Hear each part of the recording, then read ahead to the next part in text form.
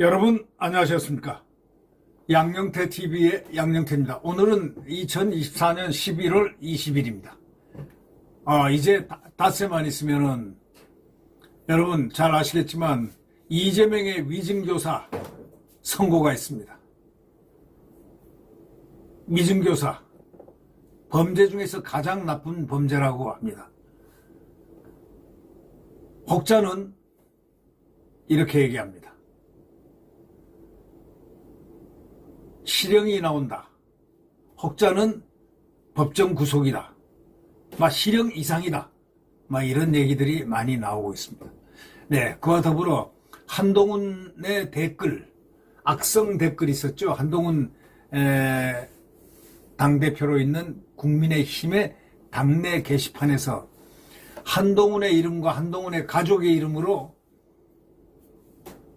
윤석열 대통령 부부를 입에 차마 담을 수 없는 그러한 욕설을 퍼붓고 공격을 했다는 것. 이 글이 3, 4개월간을 방치되고 있었다는 것. 이게 지금 큰 문제가 되고 있습니다. 얼마 전에 이걸 최초로 폭로한 이병준 파이낸스 투데이의 그 기자.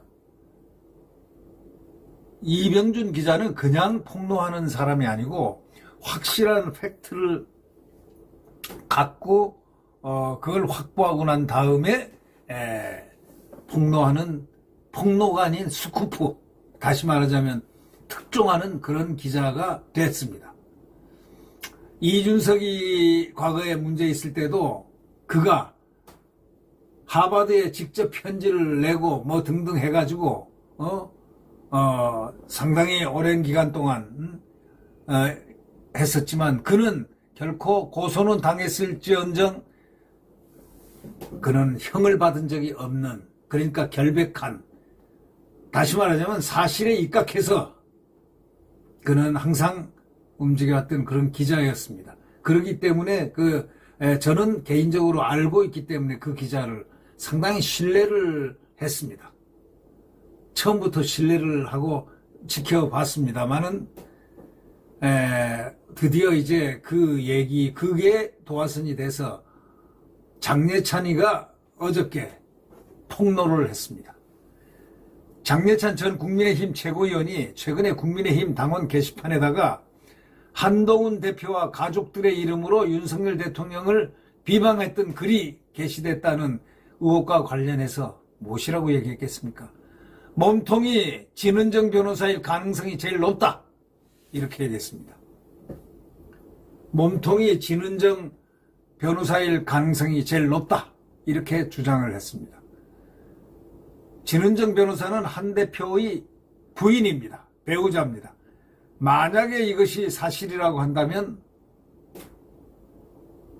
장해찬 전 국민의힘 최고위원이 만약에 한 말이 사실이라고 한다면 이거는 엄청난 이야기가 됩니다.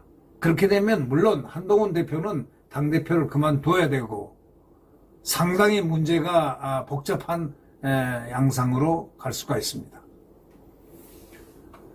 어저께 정치권에 따르면 장천 최고위원은 MBC 라디오 권순표 뉴스 하이킥에 나가가지고 한동훈 대표가 그 가족들의 명의를 외부에 맡길 가능성은 낮다고 보기 때문에 양가 어르신들의 인증을 받을 수 있는 유일한 인물은 그 배우자인 진은정 변호사밖에 없다. 이같이 밝혔습니다.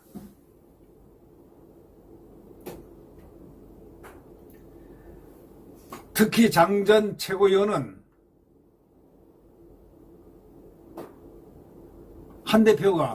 한동훈 대표가 이 문제에 대해서 특히나 가족들 개입 의혹에 대해서는 맞다 아니다 라고 입장을 일주일이 지나도록 밝히지 못하고 있다는 것을 적시를 했습니다.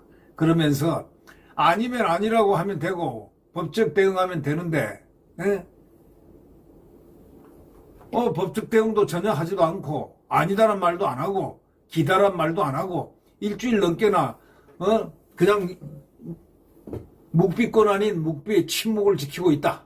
이런 것, 그리고 또 기자들이 또 수없이 질문을 해도 회피하고 있다. 이게 뭐냐 하면서 신랄하게 장해찬 전 최고가 한동훈 대표를 향해서 비판을 가했습니다.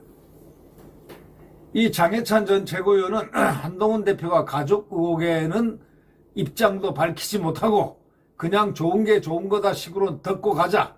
그러면서 지난 주말 동안에 이재명 대표 판결 결과에 맞춰서 페이스북을 거의 하루에 막 5개씩을 올리더라 하면서 그것도 결국 자신을 향한 이 문제를 다른 쪽으로 물타기 하기 위한 의도가 아닐까 이렇게 얘기를 지적을 했습니다. 네. 이 장해찬은 명확하게 한 대표가 가족이 개입된 게 아니면 아니라고 밝히면 되는데 지금 그런 대답을 왜 못하느냐. 이게 문제의 핵심 아니냐. 이렇게 덧붙였습니다. 장해찬이가 이렇게 얘기할 정도 되면 말이죠. 어떠한 근거가 있는 정보를 취득하고 있다라고도 보여지고 있습니다. 이거는 수사 잠깐 하면은 금방 예수와 노가 나오고 그 배우는 금방 잡을 수 있는 겁니다.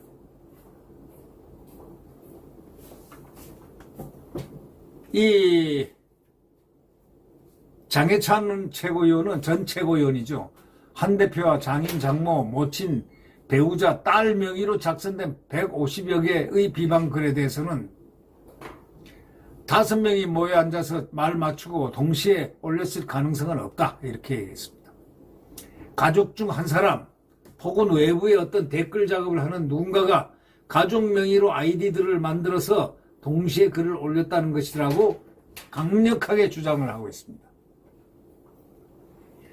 그러면서 가족 구성원 중에 1인이 다수의 가족 명의로 당원 게시판에서 여론을 조작하고 당정 갈등을 막 일으킨 것이다 라면서 가족이 했다는 게 인정이 되면 정치적 사망 선고라고 생각한다고 마지막 결론을 내리면서 그 점을 강조했습니다.